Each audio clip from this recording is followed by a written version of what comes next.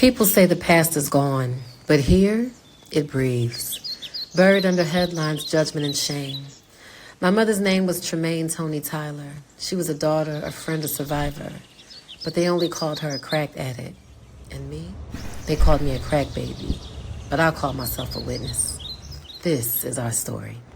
In the late 1980s, a new kind of fear gripped the nation. The drug so powerful it will empty the money from your pockets, make you sell the watch off your wrist, the clothes off your back. This form of cocaine comes concentrated. It is smoked rather than sniffed. It produces an intense high within 5 to 10 seconds that lasts only 5 to 10 minutes and leaves the user craving for more. Drug problem growing in many of the city's drug-ravaged neighborhoods. There are turf wars breaking out among the drug dealers. They're fighting to keep their hold on the drug trade and the profits. The media called us crack babies, and we were described as brain damaged, violent, and doomed from birth. Babies born to mothers who used crack during pregnancy. Portrayed as permanently broken, unteachable, better off dead, and destined to fail. It was one of the most devastating lies of the era. Scientific research since then has thoroughly debunked the crack baby myth. But the residue still remains. And those children, the ones labeled crack babies, grew up under the weight of a false prophecy. Many of them, including myself, live with the trauma of being marked from birth. We are not myths. We are not broken. We are the living proof that our stories deserve to be told truthfully.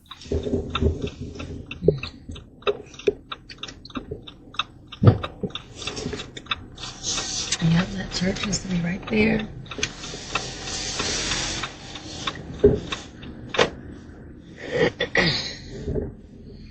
Tell me what you remember about this neighborhood. This lot to the left, I used to see my mother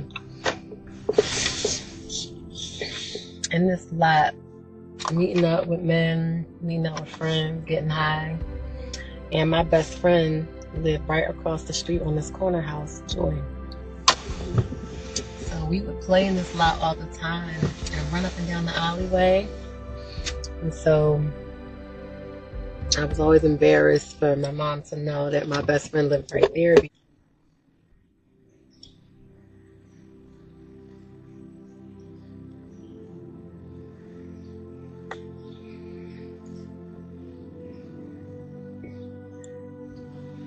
So we are here at 34th and Cumberland. This is the playground that I used to play in all the time. And we are right here across the street from the Robin Hood Del East, which is across the street. It is Philly's famous performance. Lots of incredible artists, local artists gather, community gathers, and this park fills up with people to listen to live music. This mural right here, I remember the National Council of Negro Women Black Family Reunion Celebration. And you see the matriarchs at the top.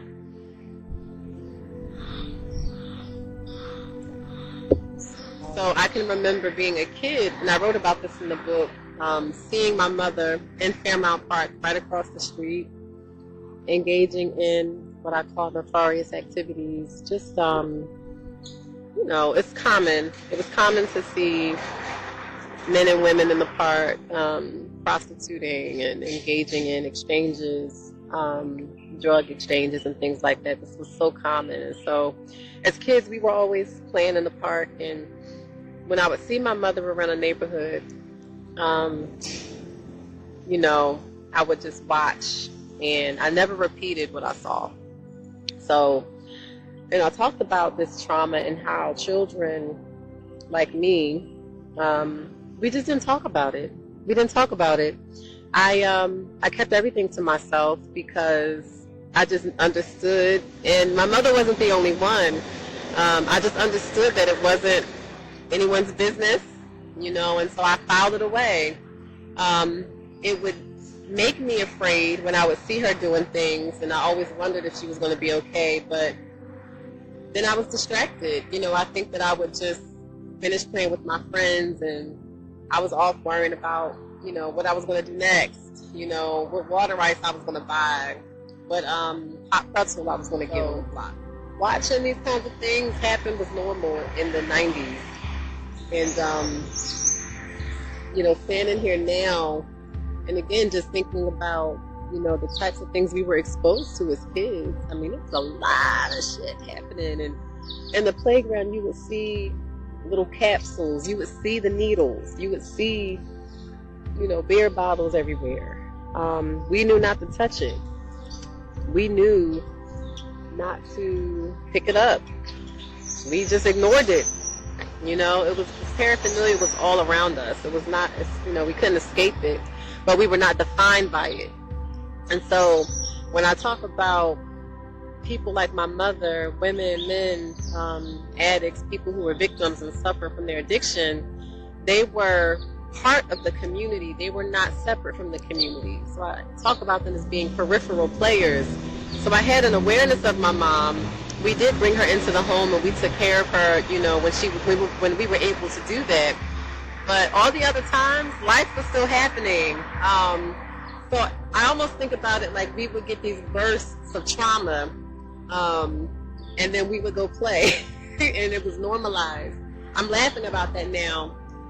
It's sad. It really is sad. But these were the types of day-to-day, just normal things that were happening and things that we were exposed to.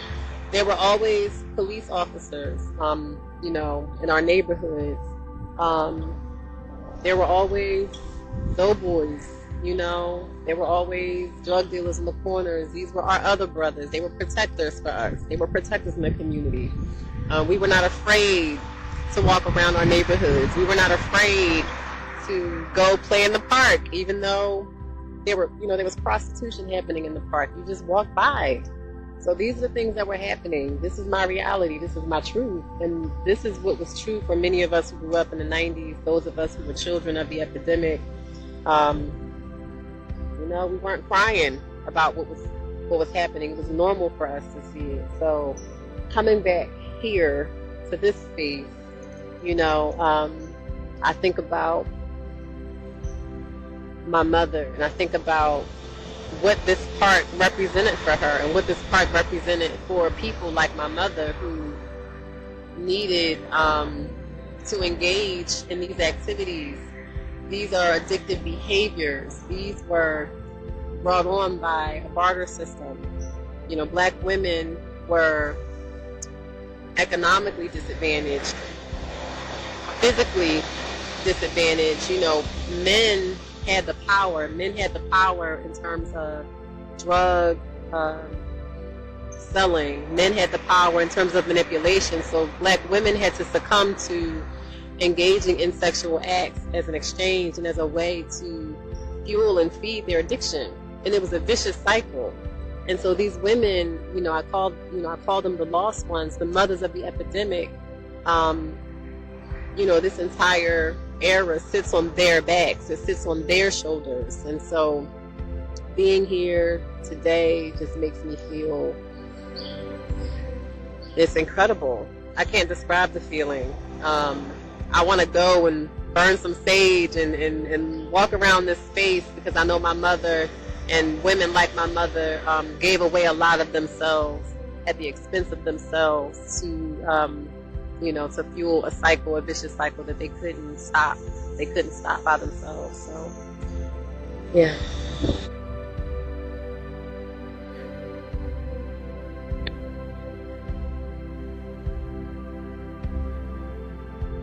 I'm looking at that mural with the pastor at the top of the mural, and I remember being a kid feeling like there's so many churches in our neighborhood, and there's so much sadness and destruction and deterioration. How? And in that mural, there's a church sitting at the top with a man, and It never sat right with me. I don't know. I'm looking at that mural now, and I can always remember feeling like I don't get it.